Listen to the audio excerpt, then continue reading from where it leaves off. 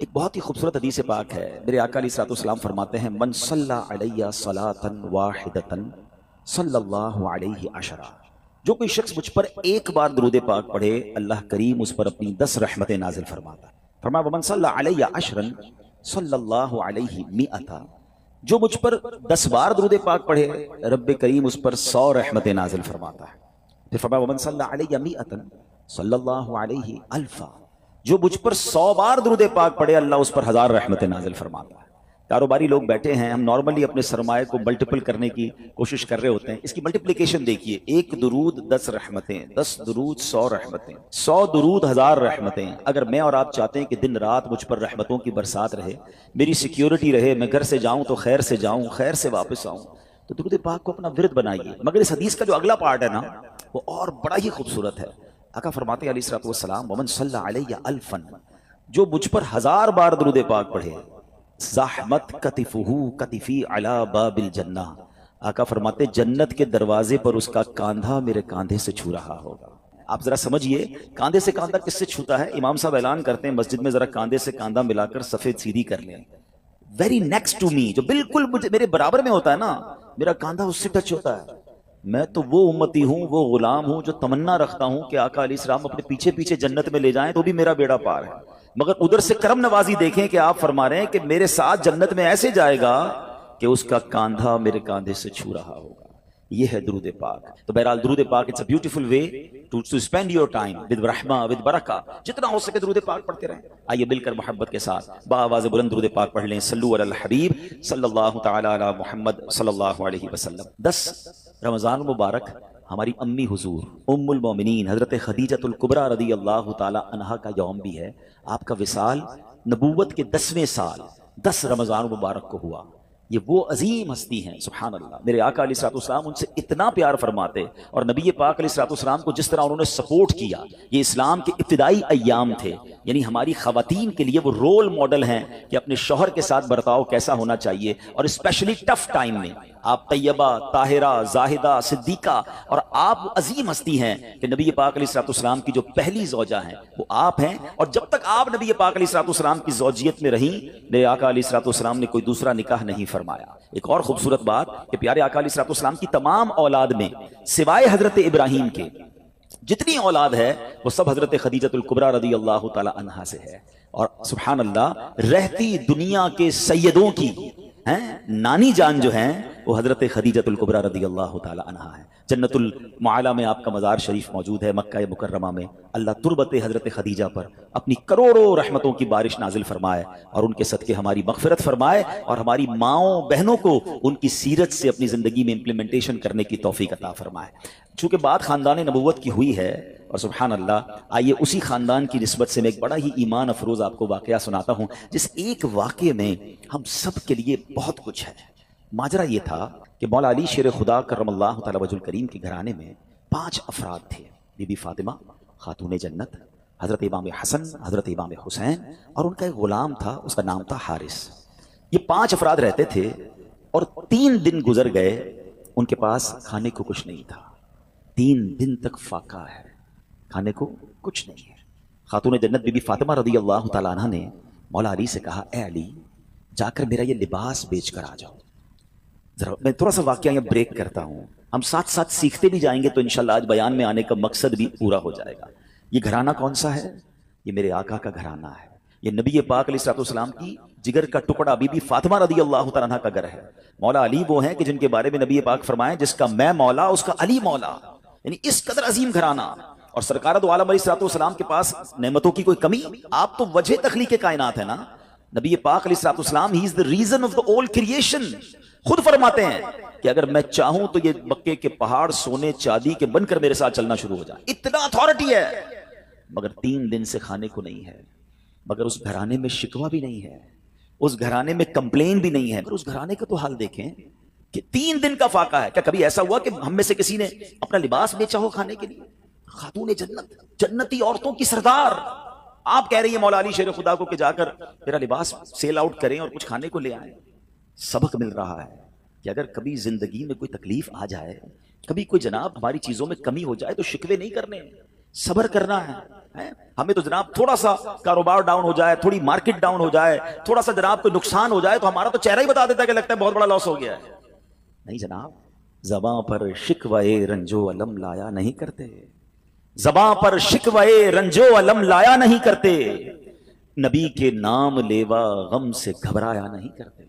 अब जरा आगे सुनिए, मौला अली शेर खुदा करमल्लाहु तआला वजहुल करीम वो लिबास मार्केट में जाके सेल आउट करते हैं।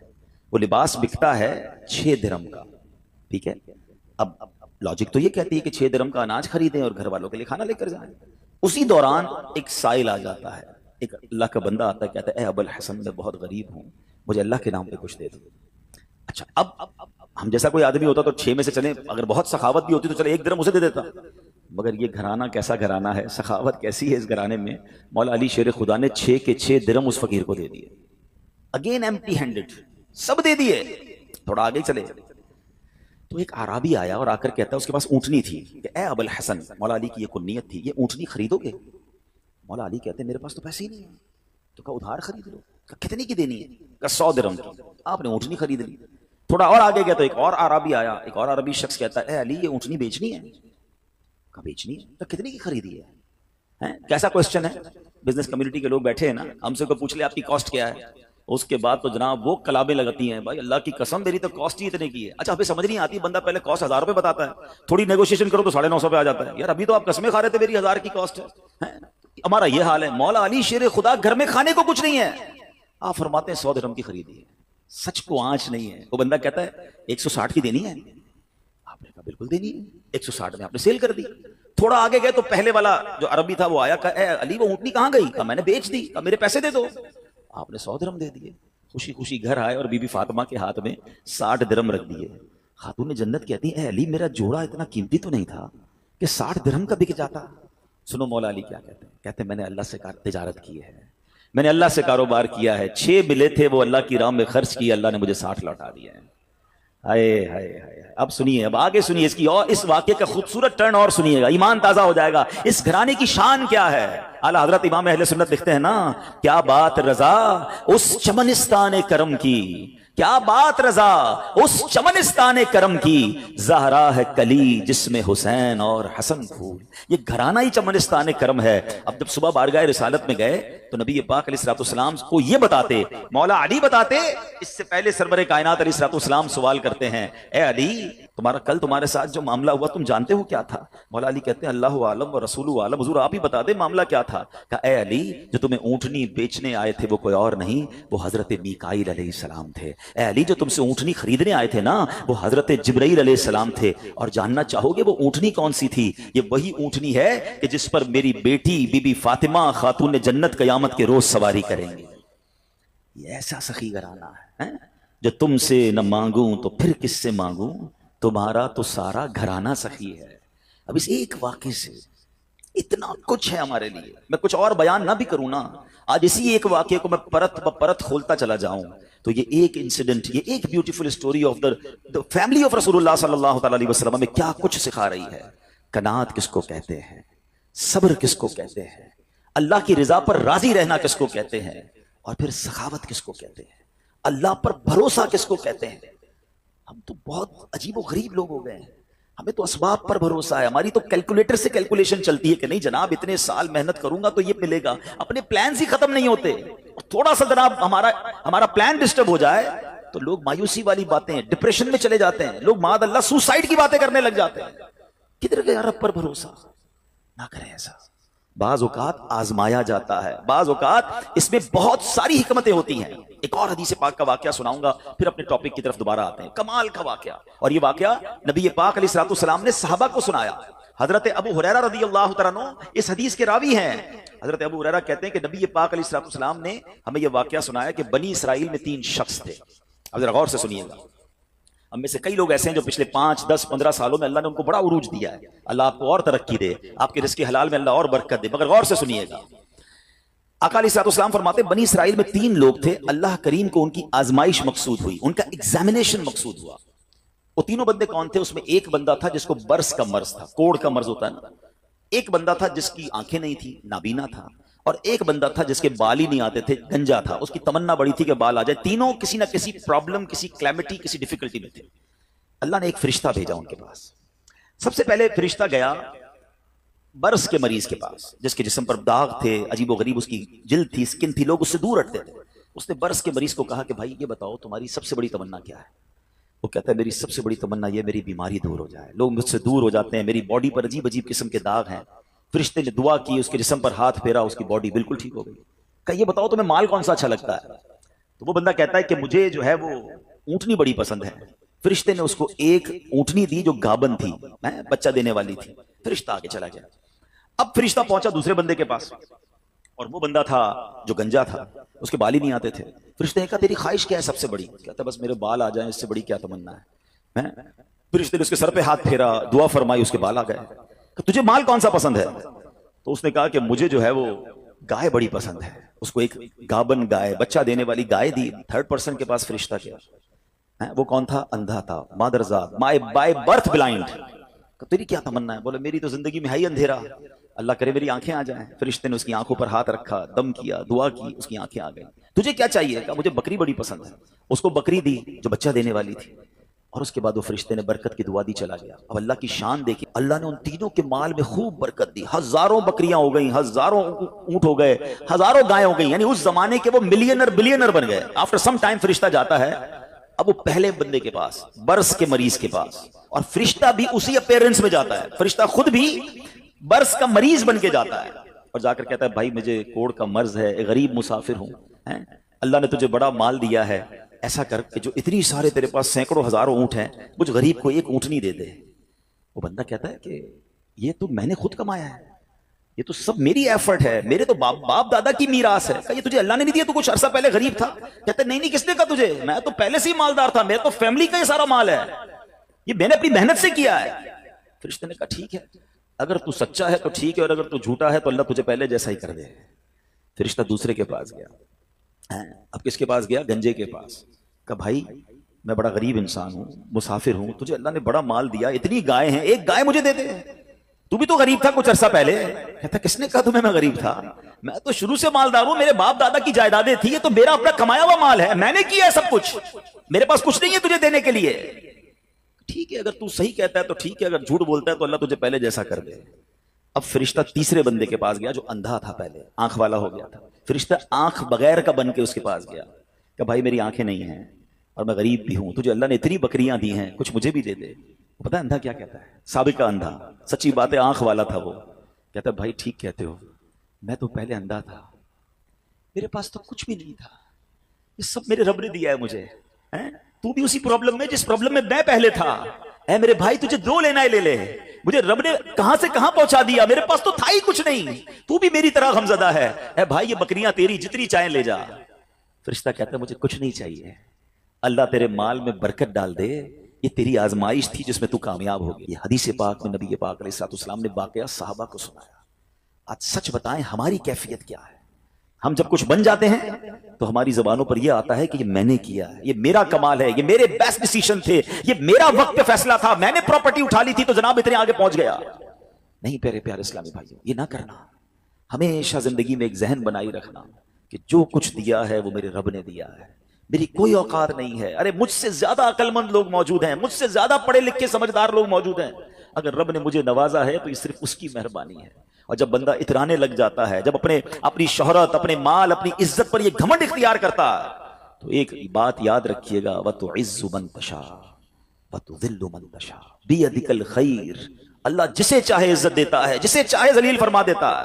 हमने करोड़ों जिसके फॉलोवर्स हैं उनको देखा मिनटों में जलील होते हुए, ज़कात देने वाले दिनों के अंदर ज़कात लेने वाले बनते देखे। ऐ मेरे प्यारे इस्लामी भाइयों, दुनिया में उरूज वाले जेलों में गिरफ्तार होते भी आपने देखे। वक्त नहीं लगता बदलने में, आजिज़ी, इनकिसारी और अल्लाह पर भरोसा रखना। हमने जो खानदान नबूवत का वाकया सुना ना, उसमें से सबसे बड़ा मैसेज पता है क्या है? कि आजमाइशें आती हैं, हमने उस आजमाइश पर सब्र करना है।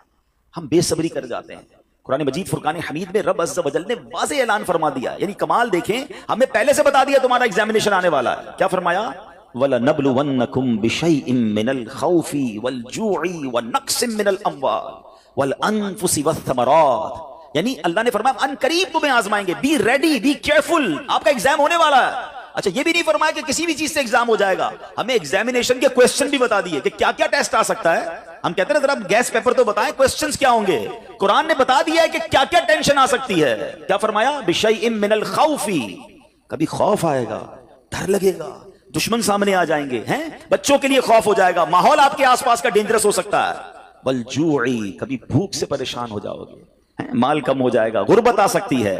फिर फरमाया बिशैइन मिनल खौफी वल जूई व नक्सिम मिनल अम्वाल, तुम्हारे माल खराब हो जाएंगे, हैं, कभी आप शिपमेंट मंगवाएंगे, कभी आपने स्टॉक खरीदा होगा, कभी दुकान लगाई होगी, अचानक माल में कोई फॉल्ट निकल आएगा, आपका कारोबार डाउन होने लग जाएगा, ये भी हो सकता है। वल अनफुसी वस्सबरात, तुम्हारे जिस्मों में प्रॉब्लम आ सकती है, हम बीमार हो सकते हैं, हमारी बॉडी में प्रॉब्लम, बंदा कहता है चलते चलते बीमार हो गया, एवरीथिंग इज गोइंग गुड, अचानक कौन सा वायरस निकल आया, ये टेंशन, ये इम्तिहान होना है।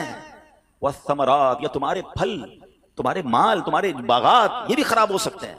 मगर आगे कुरान क्या कहता है, ये एग्जामिनेशन से जो पास हो जाएगा ना, फरमाया वबश्शिरिस साबिरीन, खुशखबरी है सब्र वालों के लिए। It means good news waiting for you, ये टाइम निकालना है, अगर सब्र से निकाल गए तो आगे क्या है, खुशखबरी मौजूद है। अल्लज़ीना इज़ा असाबतहुम मुसीबा क़ालू इन्ना लिल्लाहि व इन्ना इलैहि राजिऊन, कि जब उन पर कोई मुसीबत आती है तो वो क्या कहते हैं, वावेला नहीं करते, कहते अल्लाह ही का माल है, अल्लाह ही की तरफ लौट जाना है।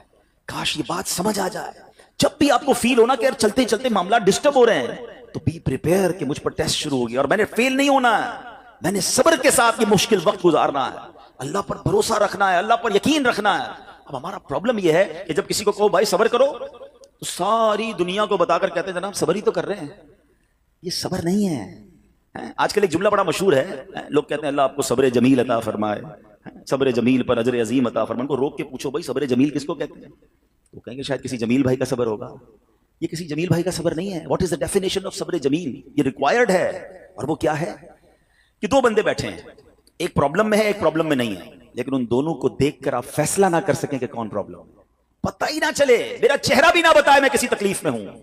हाँ, ये है सब्र। हमारा तो चेहरा ही बता देता भाई खैर तो है, कोई बहुत बड़ा लगता है प्रॉब्लम में, हाँ बस यार बड़ी मुश्किल में हूं। अच्छा, जिसको बताया क्या वो हल कर देगा? दुनिया भर को बताना है यार सर में बड़ा दर्द है, पेट में बहुत दर्द है, कारोबार बड़ा डाउन है, फैमिली में बड़े प्रॉब्लम्स हैं, ना वो डॉक्टर है कि इलाज कर दे, ना वो कुछ हमारा मसला हल कर सकता है। मगर जो सब्र का सवाब था ना, वो मैंने जाया कर दिया। सब्र का सवाब पता है कितना है? सुनिएगा, बल्कि मैं एक बड़ी अजीब बात करने जा रहा हूं, आपको हदीस पाक सुनाता हूं। बाज़ औक़ात लोग, हम जैसे गुनाहगार आदमी को ये ख्याल तो नहीं आना चाहिए, लेकिन शैतान है ना, कभी ख्याल डाल देता है यार मैं नमाज भी पढ़ता हूं, रोजे भी रखता हूं, सदका खैरात भी करता हूं, मुश्किलें हल नहीं हो रही। सुनो, अब 2-3 हदीसें आपके सारे प्रॉब्लम सॉल्व कर देंगी। हदीस पाक का मजमून है, अल्लाह के हबीब अलैहिस्सलाम फरमाते हैं कि अल्लाह जब किसी बंदे से मोहब्बत का इरादा फरमाता है, उस पर आजमाइशों की बारिश भेज देता है ना, अजीब बात है। अल्लाह मुझसे प्यार भी करे और मुझ पर आजमाइशें भी भेजे। हदीस का अगला हिस्सा इसको प्रॉपर एलिब्रेट करता है, डिस्क्राइब करता है कि मशीयत इलाही ये होती है। हदीस का खुलासा है कि अल्लाह की रिजा ये होती है कि अल्लाह बंदे ने जो दुनिया में गुनाह किए ना, खताएं हो गई हैं मेरे बंदे से, इस पर कुछ आजमाइशें भेजूं, ये सब्र करे तो फिर मेरी बारगाह में आए तो इसके सारे गुनाह मुआफ हो गए हों, मैं से जन्नत में दाखिल कर दूं। यानी ये आजमाइशें तो मुझे मेरे गुनाह माफ करवाने आ रही थी, मेरे अल्लाह की बारगाह में मुझे अल्लाह से करीब करने आ रही थी, और मैंने वावेला करके, मैंने शिकवे करके वो सारा सवाब जाया कर दिया। एक और हदीस पाक सुनिए, अल्लाह रब्बुल आलमीन की बारगाह में बंदे का कोई मर्तबा लिखा होता है, ठीक है, और बंदा इबादत के जरिए रोजे रखकर, नमाजें पढ़ के, तिलावत करके वो वहां नहीं पहुंच पा रहा होता। अल्लाह चाहता है कि बंदा इस रैंक तक पहुंच जाए। अल्लाह उस पर आजमाइश भेजता है ताकि मेरा बंदा सब्र कर ले तो इसको वो मर्तबा अता हो जाए। हाय हाय, यानी आजमाइश मुझ पर मेरे रैंक बुलंद करने, मेरे दर्जे बुलंद करने आई, और हाय मेरी बेसब्री कि मैंने वो सब सवाब जाया कर दिया। ना करें मेरे प्यारे इस्लामी भाई, मुश्किलें आती हैं। अच्छा, फिर पता है प्रॉब्लम क्या है? हमारा एक और बड़ा इशू है, हम किसी को मुस्कुराता देखते हैं, किसी को अच्छे कपड़े देख लेते हैं, किसी की बड़ी गाड़ियां देख लेते हैं, किसी का बड़ा घर देख लेते हैं, हमें लगता है यार ये कितना मजे में, यार मैं ही अकेला परेशान हूं। ये आपकी भूल है। एक बात याद रखिएगा, जिंदगी की गाड़ी मसाइल के पहियों पर ही चलती है। अमीर के मसले और हैं, गरीब के मसले और हैं। शोहरत जिसको मिली है ना, उसके प्रॉब्लम्स और हैं, जो गैर मारूफ है उसके प्रॉब्लम और है। जमाने में हर किसी को कुछ ना कुछ इशू जरूर है। ये ना समझे कि यार ये इतना मुस्कुरा रहा है, क्या पता इस मुस्कुराहट के पीछे कितने दुख छुपाए बैठा है। आप यकीन करें, बिलीव करें, ऐसा नहीं है कि सब लोग 100% खुशहाल हैं, प्रॉब्लम सबके साथ होते हैं। अभी मैं क्या क्या बताऊं आपको, हमारे पास तो लोग दुआएं करवाने आते हैं ना, ऐसी ऐसी प्रॉब्लम बताते हैं कि पैरों से जमीन निकल जाती है। बाज़ औक़ात हम इतने बड़े घर में जाते हैं, उसकी गाड़ियां करोड़ों रुपए की खड़ी हैं, उनसे मुलाकात हुई, वो कहते हैं हज़रत आपसे अलग से दुआ करवानी है। जब वो बेचारा अपना मसला बताता है ना, हमें लगता है यार हमारा तो गम ही कुछ नहीं है, ये कितनी बड़ी आजमाइश से गुजर रहा है, कितनी बड़ी प्रॉब्लम से गुजर रहा है। मैं आज की आपको मिसाल देता हूं। एक हमारे बहुत अच्छे भाई थे, आज से कुछ अरसा पहले उन्होंने हमें एक माशाल्लाह प्रॉपर्टी दावत इस्लामी के लिए बच्चियों के मदरसे के लिए दी, और उसके चंद दिनों बाद उनका विसाल हो गया। उनको बेचारों को कैंसर था। मैं उनके घर पे दुआ करने गया। उनके बेटे ने मुझसे जब गले लगाना तो बेटा रोने लगा। अच्छा, मैं समझा कि बेचारा अपने वालिद को याद करके रो रहा है, जाहिर है 16 दिन पहले इंतकाल हुआ। अंदर गए, दुआ की, उसके बाद मेरे कान में कहता है कि अब्दुल रहीफ भाई इस वक्त मेरी ज़ौजा हॉस्पिटल में है। मैंने कहा क्या हो गया? कहा मेरी वाइफ को ब्लड कैंसर हो गया है। वालिद का कैंसर में इंतकाल हुआ है, अल्लाह ने बड़ा नवाजा है उनको, ज्वेलर्स हैं, लेकिन मैं यकीन करें, मैं आपको सच बता रहा हूं, मैं गाड़ी में बैठ के मैं भी रोने लगा, क्योंकि वो बंदा जब मुझे छोड़ने आया ना, फिर मेरे गले लग के रो रहा था। मैं सोचने लगा यार कितना दुख है लोगों को, अल्लाह ने कितनी बड़ी हम पर मेहरबानियां की है। अगर मुझे कोई बड़ी बीमारी नहीं है, मेरे बच्चे मेरे साथ हैं, मेरी फैमिली मेरे साथ है, नहीं चाहिए यार दुनिया के सारे अल्लल्ले तल्लल्ले, ना मिले इतनी सारी लग्जरीज, सेहत से बढ़ के कुछ नहीं है, मगर हमें इसकी कदर ही नहीं है, हमें इसकी कोई अहमियत का अंदाजा ही नहीं। पूछो उनसे, करोड़ों रुपए हैं मगर इलाज नहीं हो पा रहा, डॉक्टर बाजू का मायूस कर देते हैं। कितना तकलीफ में है लोग, और हम हैं कि छोटी छोटी बातों पर बेसब्री। सब्र तो करें, अल्लाह की रिजा पर राजी तो रहे। मैंने आपको खानदान नबूवत का वाकया सुनाया, अरे खाने को कुछ नहीं है मगर शिकवा नहीं है। काश ये बात हमें समझ आ जाए और हम हर हाल में अल्लाह का शुक्र अदा करने वाले बन जाए। और एक और मैं आपको बात बताऊं, हम जो दुनिया वालों को बताते हैं ना, होता कुछ नहीं है इससे। मत बताया करो दुनिया वालों को, सही बताता हूं, मत बताया करो, अपने गम मत बताया करो, सवाब भी चला जाता है। और बाज़ औक़ात ये दुनिया वाले ना हमारा मजाक भी उड़ाते हैं। हम जब किसी को अपना प्रॉब्लम बताते हैं ना, हमारे सामने तो बड़े अच्छे बनते हैं कि अच्छा अच्छा ठीक है मैं करता हूं कुछ, बाद में जाके दुनिया में बातें करते हैं, आया था मेरे पास है, इसका ये मसला है, हाँ हाँ बातें बड़ी करता है, बड़ी प्रॉब्लम में है। क्यों बताऊं मैं दुनिया वालों को? वो नात का शेर है ना, किसी का एहसान क्यों उठाएं, किसी को हालात क्यों बताएं, क्यों बताऊं मैं दुनिया वालों को मुझे क्या गम है ना। मेरे आका सलामत रहे हैं, अल्लाह के हबीब अलैहिस्सलातु वस्सलाम हैं, और रब अज़्ज़ा वजल की बारगाह है, मैं उधर अर्ज करूं ना। किसी का एहसान क्यों उठाएं, किसी को हालात क्यों बताएं, आका तुम ही से मांगेंगे तुम ही दोगे, तुम्हारे दर से ही लौ लगी है। हाँ, अल्लाह रसूल की बारगाह में अर्ज किया, उधर आंसू बहाओ, ना बताओ दुनिया वालों को। एक और कमाल का शेर है कि दुनिया वाले तो दर्द देते हैं, दुनिया वाले तो दर्द देते हैं, जख्मी दिल की दवा मदीना है। तो जब दुनिया वालों ने कोई हमारा भला करना भी नहीं ना उनके हाथ में है, शिफा देने वाली जात मेरे रब की, बरकत देने वाली जात मेरे रब की, तो अल्लाह से ही बातें करो ना। तो आज से ये जहन बना ले मेरे प्यारे इस्लामी भाई, मुश्किल आनी है तो सब्र के साथ वो वक्त गुजारना है, अल्लाह की रिजा पर राजी रहना है। वो बड़ा करीम है, वो अपने गैब के खजानों से आपको अता फरमाया। तवज्जो बयान की तरफ रखिएगा। और अब आते हैं इस पूरे वाक़े से एक और खूबसूरत बात जो हमें सीखने को मिली, और वो बात क्या है कि नबी पाक के खानदान की सखावत कैसी थी। मौला अली शेर खुदा के पास सिर्फ 6 दिरहम थे, आपने वो सब के सब दे दिए।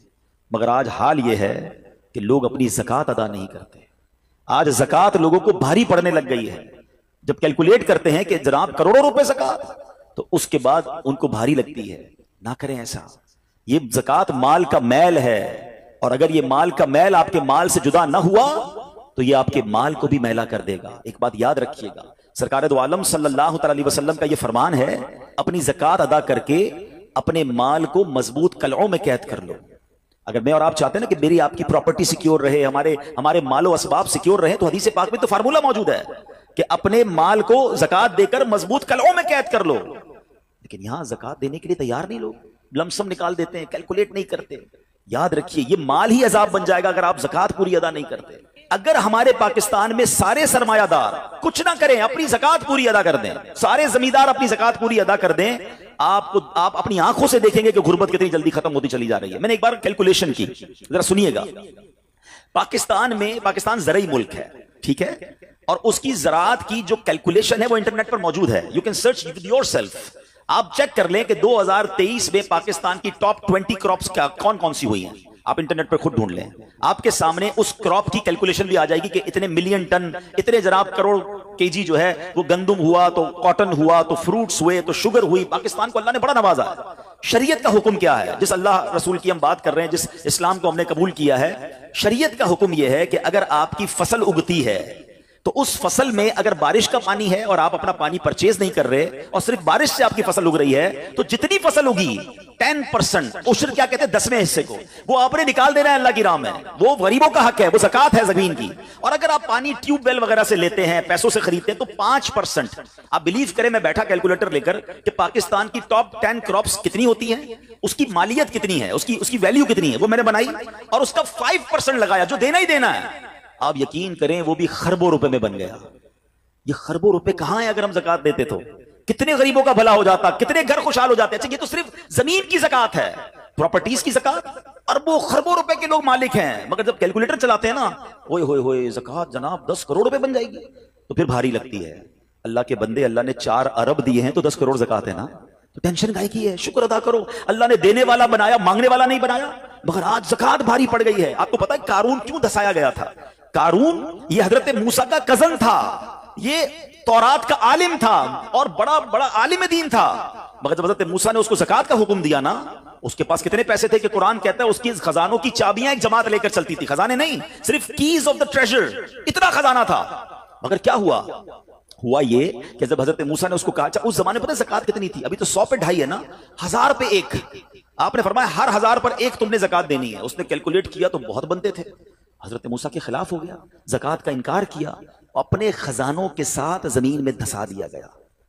प्लीज खुदा के वास्ते इस आवाज को सब मिलकर आगे बढ़ाएं। मैं तो ये समझता हूं जिस तरह हम नमाज की बात करते हैं कि नमाज पढ़ो, ज़कात दें, बेशक किसी को भी दें, जो हकदार है उसको दें, मगर ज़कात पूरी दें। पाकिस्तान खुशहाल हो जाएगा, गरीबों का भला हो जाएगा। लेकिन ज़कात जिसकी हजारों लाखों में है शायद वो निकाल देता है, मगर जब ज़कात करोड़ों में हो रही है तो लोगों के दिलों पर बोझ बनती जा रही है। इसको बोझ ना बनने देना। मैं एक दुआ करता हूं आज, अगर आपको लगे तो आप भी आमीन कह देना। अपने लिए तो मैं कई बार ये दुआ करता हूं कि या अल्लाह मुझे वो माल ना देना जिसकी ज़कात मुझ पर भारी हो जाए। कहो आमीन। या अल्लाह वो माल देना कि मैं खुश दिली से तेरी राह में ज़कात दूं। अच्छा, ये भी बड़ा इशू है, पैसे निकलते हैं तो भारी बड़े पड़ते हैं। अल्लाह फरमाता है तुम उस वक्त तक भलाई को नहीं पहुंच सकते जब तक अपनी प्यारी चीज राह खुदा में खर्च ना करो। आप बेहतरीन खर्च करो ना, अल्लाह आपको उससे ज्यादा अता फरमाएगा। अच्छा, जब भी कैलकुलेटर, देखिए कुछ चीजें कैलकुलेटर से कैलकुलेट होती हैं, मगर अल्लाह की राह में जो खर्च करने वाला मामला है ना, वो रहमत के कैलकुलेटर से कैलकुलेट होता है। वो मेरे और आपके कैलकुलेटर से कैलकुलेट नहीं होगा। आप हिसाब करेंगे कि यार मौलाना साहब कह रहे हैं अल्लाह की राह में खर्च करने से माल कम नहीं होता, करोड़ रुपए हैं, 2.5 लाख ज़कात दूंगा तो 97.5 बच गए, ये तो कम हो गए।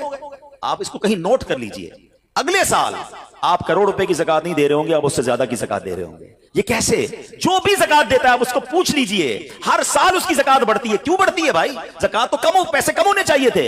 नहीं जनाब, ये मेरे नबी अलैहिस्सलाम का वादा है। वैसे तो मेरे आका जो फरमाए हक है, मगर इस हदीस में अल्लाह के रसूल अलैहिस्सलाम ने कसम उठाई। आप फरमाते मैं कसम खाकर कहता हूं अल्लाह की राह में खर्च करने से माल कम नहीं होता। तो फिर तो लॉक कर दो ना, फिर तो समझ जाओ कि जब नबी पाक कसम उठाकर फरमा रहे हैं। अच्छा, फिर आप सबको देख लें, जो बांट रहा है ना हम हर साल उसका बढ़ते हुए देख रहे हैं, कम नहीं होता। ये बेवकूफी है जो ये सोचता है कि यार दे दूंगा तो कम हो जाएगा। नहीं। और फिर मैं आखिरी बात कर दूं अपने बयान में, जो एक और इशू जो बहुत बड़ा हम देखते हैं, एक तो ज़कात पूरी देनी है और इंजॉय करके देनी है, खुश दिली से देनी है, मजे लेकर देनी। ये नहीं कि दिल पर बोझ, यार क्या करूं, 1 साल हो गया अब तो ज़कात देनी पड़ेगी। नहीं, ये नहीं। दो और इंजॉय करो, अल्लाह की राह में खुश दिली से दो। एक वाकया सुन ले, बात और क्लेरिफाई हो जाएगी। हजरत अबू जाफर अपने जमाने के बड़े अब्दाल हैं। उनके घर में एक फकीर आया, तो उन्होंने अपनी ज़ौजा को कहा कि अपने पास क्या है देने के लिए? कहा हुजूर सिर्फ 4 अंडे हैं घर में, नथिंग एल्स, 4 एग्स ओनली। कहा ये चारों ही दे दो, ईमान और अकीदा और बिलीफ देखें, चारों दे दो।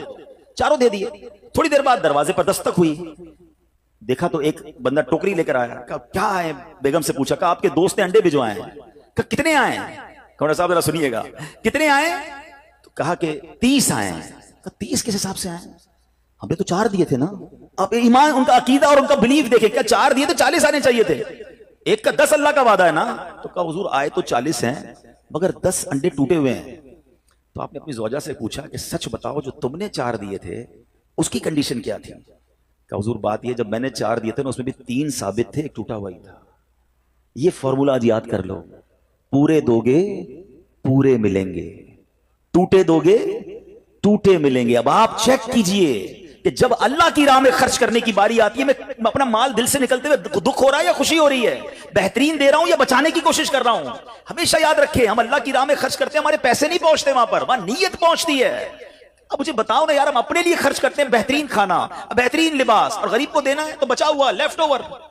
आप अच्छा अपने अब मैं कहता हूं 100 बंदों को नहीं खिला सकते, ना खिलाएं, 2 को खिलाएं, अच्छा खिलाएं, कोई बात नहीं।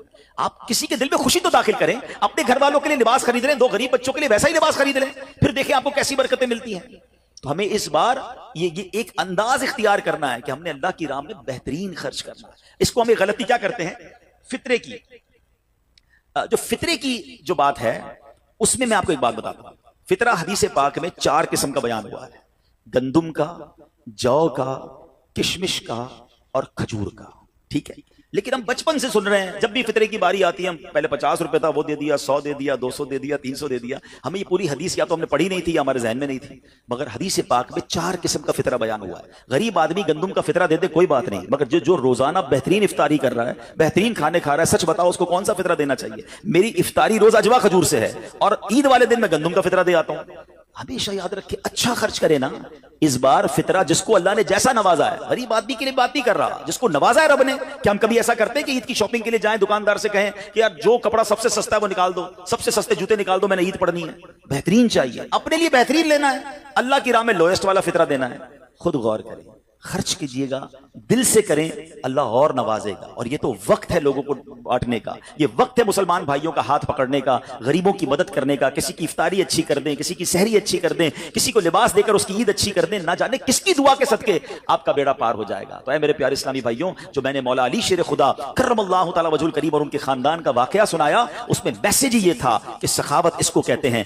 ये है अल्लाह की राह में खर्च करना, जो कैसे बलाओं को और बीमारियों को दूर करता है। मगर आज हाल ये है, यकीन जाने दुख होता है जब हम मिलते हैं लोगों से, उनकी वेल्थ पता होती है, मगर ज़कात पूरी देने के लिए कोई तैयार नहीं है। खुदा रसूल के वास्ते आप भी और ये पैगाम को आम करें। मैं नहीं कहता आप दावत इस्लामी को दें कि ज़कात तो पूरी दो यार, ये वो माल है जो आप मारे जाओगे, ये माल आपके लिए अजाब का बाइस बन जाएगा। और वल्लाह, मैं 2-4 दिन पहले एक बिजनेसमैन के पास गया, बाज़ औक़ात हमें बिजनेसमैन भी सिखा रहे होते हैं। क्या कमाल की उसने मुझे बात कही, वो कहते हैं अब्दुल हबीब भाई, मेरा ये पैगाम जरा बिजनेस कम्युनिटी तक पहुंचाइएगा कि जो ज़कात नहीं देते ना और जो खर्च नहीं करते, उनको पता ही नहीं है वो कितना बड़ा लॉस कर रहे हैं। मैं जब से मैंने बांटना शुरू किया है, मेरे माल में ऐसे बरकत आई है, मैं खुद हैरान हूं। मेरे सामने डील होती थी, वो मुझे नजर नहीं आती थी, मैं इधर अल्लाह की राह में सदका करता हूं, ऐसा लगता है आंखों से पर्दा उठता है, मेरा काम हो जाता है। तो उनको बताइए, आप अपना खुद नुकसान कर रहे हैं अल्लाह की राह में खर्च ना करके। तो ये ड्यूटी है, बचपन से सुना था, इस्लाम के 5 पिलर हैं, तौहीद, रोजा, नमाज, हज और ज़कात। हम ज़कात को तो ऐसे इग्नोर कर बैठे हैं कि जनाब दे दी अपनी मर्जी से, कोई 5 लाख देता है, कोई 10 लाख देता है, ज़कात किसको जारी है ये भी नहीं सोच रहे कि मेरी ज़कात का ये मुस्तहिक है कि नहीं, मैं जिस ऑर्गेनाइजेशन को दे रहा हूं उसके पास कोई ज़कात अदा करने का सही फॉर्मूला है कि नहीं, या मैं जिस बंदे को दे रहा हूं वो ज़कात का मुस्तहिक है कि नहीं। बस सर से एक बोझ उतारना है, लमसम अमाउंट दे देनी है, ये नहीं चलेगा। खुदारा याद रखिए, ज़कात पूरी कैलकुलेट करना भी आपकी जिम्मेदारी है और सही मुस्तहिक तक पहुंचाना भी आपकी जिम्मेदारी है। और आप बिलीव करें, जिस दिन आपने ये काम कर लिया, आप मल्टीप्लिकेशन देखेंगे, आप अपने गम और अपनी परेशानियां दूर होते हुए देखेंगे। मैं रब्बे करीम से दुआ करता हूं, अल्लाह हमें दिल खोलकर अपनी राह में खर्च करने की तौफीक अता फरमाए। और फिर सबसे पहला हक आपकी ज़कात का वो हक है आपके अपने गरीब रिश्तेदारों का। अपने गरीब रिश्तेदारों को आप दीजिए ज़कात, क्योंकि जो अपने रिश्तेदारों को ज़कात देता है, सदका करता है, उसको डबल सवाब मिलता है, एक सदका देने का, एक सिला रहमी करने का। और फिर आपके गरीब रिश्तेदारों से बाद ज़कात बच जाए तो फिर मेरी गुजारिश है कि दावत इस्लाम कितने बड़े पैमाने पर दुनिया में काम कर रही है, तो अपनी ज़कात का अपना हिस्सा जो है उसमें जरूर अता फरमाएं। अल्लाह करीम हम सबका जमा होना अपनी बारगाह में कबूल फरमाए। आमीन बिजाहिन नबी अमीन सल्लल्लाहु तआला अलैहि वसल्लम।